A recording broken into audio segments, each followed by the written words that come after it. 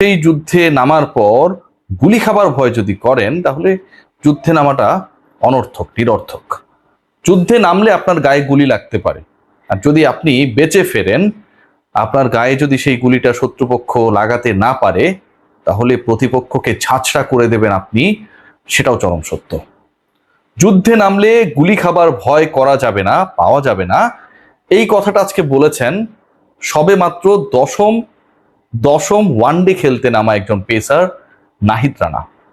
বাংলাদেশের ক্রিকেটে নাহিদ রানার যে আগমন, সেটা অনেকটাই ছিল যে গতির ঝড়, প্রতিপক্ষকে গতি দিয়ে আউলে ফেলতে পারেন, অন্য যে বোলাররা তার দলের হয়ে খেলেন তাদেরকে কিছুটা হলেও স্বস্তি ক্রিয়েট করতে পারেন। কারণ নাহিদ রানাকে খেলার পর মুস্তাফিজকে যখন খেলতে যায় কোনো একজন ব্যাটার প্রতিপক্ষের, ঠিক তখন তার ওই তাল মেলানোটা একটু হলেও ডিফিকাল্ট হয়ে যায় অনেকটা রাইটি লেফটি ব্যাটসম্যানের ক্ষেত্রে, যেই তথাকথিত থিওরিটা আমরা অ্যাপ্লাই করি। সেই নাহিদ রানা রাওয়ালপিন্ডি টেস্টে পাকিস্তানের বিপক্ষে অসাধারণ পারফরমেন্স করার পর নতুন করে নিজেকে চেনালেন।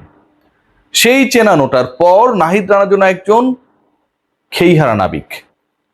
তারপর সময় কেটে যায়, প্রায় 1.5 বছর চলে গেল, নাহিদ রানা আবারও স্বরূপে প্রত্যাবর্তন করলেন। যুদ্ধে নামলে ওই যে বলেছেন না যে গুলি খাওয়ার ভয় করলে চলবে না, হয়তো সাময়িক সময়ের জন্য কিছুটা হলেও রণক্লান্ত ছিলেন, কিন্তু যুদ্ধের সৈনিক প্রতিপক্ষকে ঘায়েল করার আগ পর্যন্ত হার মানেন না, সেই নীতিতে বিশ্বাসী নাহিদ রানা একটা বারের জন্য পিছু হটেন নাই। পাকিস্তানকে দিয়েই যেন তার তৃতীয় জীবন শুরু।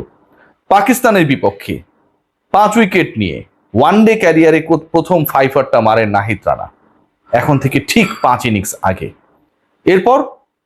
এরপর বাংলাদেশ সেই ম্যাচটায় পাকিস্তানকে হারায়।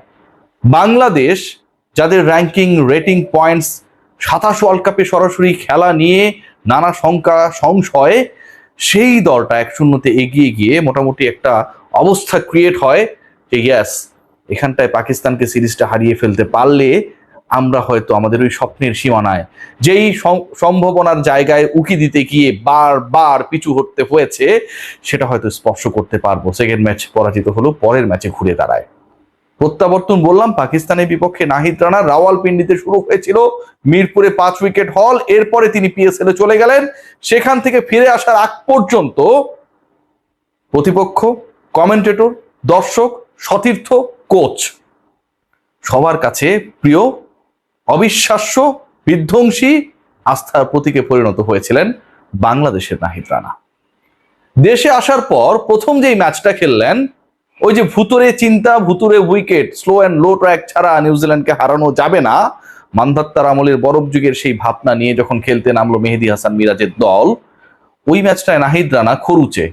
ওই ম্যাচটায় তিনি যেন ঢাল তলোয়ারহীন নিধিরাম সর্দার। 10 ওভারে 65 রান, 247 রান প্রতিপক্ষ করলো, নাহিদ রানা সবচেয়ে বেশি খরুচে। পরের ম্যাচে নাহিদ রানা এসে দেখিয়ে দিলেন স্পোর্টিং উইকেটে প্লেইং যে ক্যাপাসিটিটা রয়েছে, ডেলিভারিং যে ক্যাপাসিটিটা রয়েছে 2 উইকেটে, সেটা তিনি ডেলিভার করবার জন্য কতটা মুখিয়ে ছিলেন। পাকিস্তানের পিএসএল এর ফর্মকে মিরপুরের ফর্মকে পিএসএল এর ফর্মকে মিরপুরে আবারও সেকেন্ড ওয়ানডেতে অনুবাদ করলেন Nahid Rana. 10 over 32 run, 5 wicket. মহাগুরুত্বপূর্ণ সময় তিনি জ্বলে উঠলেন যখন বাংলাদেশের ডু অর ডাই সিচুয়েশন, প্রতিপক্ষকে হারাতেই হবে, হারিয়ে দিলেন, প্রতিপক্ষকে হারিয়ে দিলেন। তিনি যে 5 ব্যাটারকে আউট করেছেন, সেই 5 ব্যাটারকে যেই গতিতে আউট করেছেন, যেভাবে পরাস্ত করেছেন, সেটাও যেন একটা অবিশ্বাস্য স্টোরি বাংলাদেশের প্রেক্ষাপটে। 144.7 কিলোমিটার গতিতে প্রথম উইকেট তার প্রাপ্তি। পরের বল পরের উইকেট যেটা তিনি পেলেন, সেটার গতি প্রায় 147 ছুঁই, 146.8। এরপরে যেটা, সেটা 146.1। তারপরের wicket fourth wicket Nahid Rana 144.1 kilometre per hour, এবং লাস্ট উইকেট যেটা পেয়েছেন সেটাও 141.6। নাহিদ রানার সর্বনিম্ন গতির বল যেটাতে তিনি উইকেট পেয়েছেন সেটা হচ্ছে 141.1, আর সর্বোচ্চ গতির বল যেটাতে তিনি উইকেট পেয়েছেন সেটা প্রায় 147 কিলোমিটার। এই গতিতে বল করা নাহিদ রানা, প্রতিপক্ষকে পরাস্ত করা নাহিদ রানা, দুমড়ে মুচড়ে দেয়া নাহিদ রানা, বাংলাদেশের একজন পেসার এভাবে এতটা আগ্রাসী রূপে প্রতিপক্ষের উপর তাণ্ডব চালাতে পারে, সেই কল্পনাটাও একসময় অতীত ছিল। লাস্ট ওভারে লাস্ট ম্যাচে খারাপ করার পর সেই স্বপ্নটাও যেন অনেকটা দুরাশা ছিল, মরিচাকা ছিল। নাহিদ রানা সেটা করে দেখিয়েছেন। আজকের এই ম্যাচটায় আমার অতি প্রিয় রিফাত এমিল স্ট্যাট নিয়ে অনেক ঘাটাঘাটি করেন, তিনি একটা দারুণ স্ট্যাট বের করেছেন এবং দিয়েছেন। সেখানটায় তিনি বলছেন যে 19টা বল করেছেন তিনি 145 কিলোমিটারের বেশি গতিতে। 10 ওভারের স্পেলে 60 বলের স্পেলের 19টা বল, 1/3 বল নাহিদ রানা করেছেন 145+ কিলোমিটার গতিতে।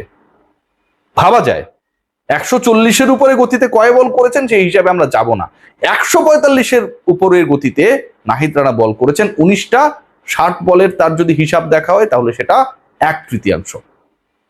অবিশ্বাস্য, এই নাহিদ রানাকে ঠেকায় কে? যেই নাহিদ রানা বলতে পারেন নির্দ্বিধায় যুদ্ধে গেলে গুলি খাবার ভয় করি না। What about Tanzid Hasan Tamim?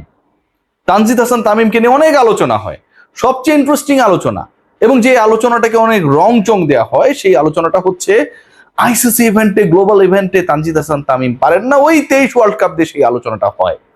বর্তমানে প্রেসিডেন্ট তামিম ইকবালকে যেভাবে অপমান করে কূটকৌশলের মাধ্যমে 23 ওয়ার্ল্ড কাপ থেকে ছুড়ে ফেলা হয়েছিল, যেভাবে অবিশ্বাস্য তাকে এক প্রস্তাব দেওয়ার মাধ্যমে অপমান অবজ্ঞা করে জাতীয় দলে খেলার স্বপ্নটাকে জাস্ট পিষে ফেলা হয়েছিল, সেই তামিম ইকবালের রিপ্লেসমেন্ট হয়ে শেষ মুহূর্তে তানজিদ হাসান তামিম বিশ্বকাপগামী দলের সঙ্গী হন।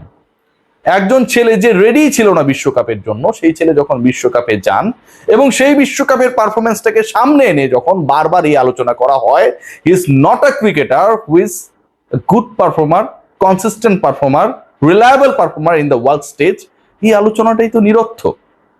তানজিদ তামিম কি করতে পারেন?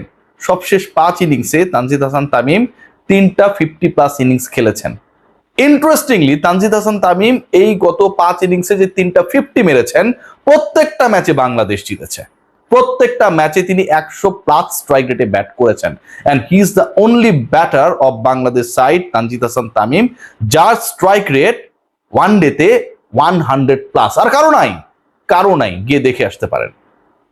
আজকে যে খেলাটা খেলেছেন 58 বলে 76, কখনো তানজিদ তামিমের ওই ব্যাটিং দেখে মনে হয় নাই that he is waiting for a century, rather he was waiting for hitting the balls।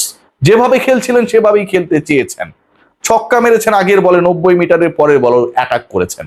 ভাবেন নাই যে আমার আস্কিং রান রেটের প্রেশার নেই, আমি টিকে থাকলেই শতকটা হাঁকাতেই পারবো, সেই জন্য টিকাটা খুব জরুরি।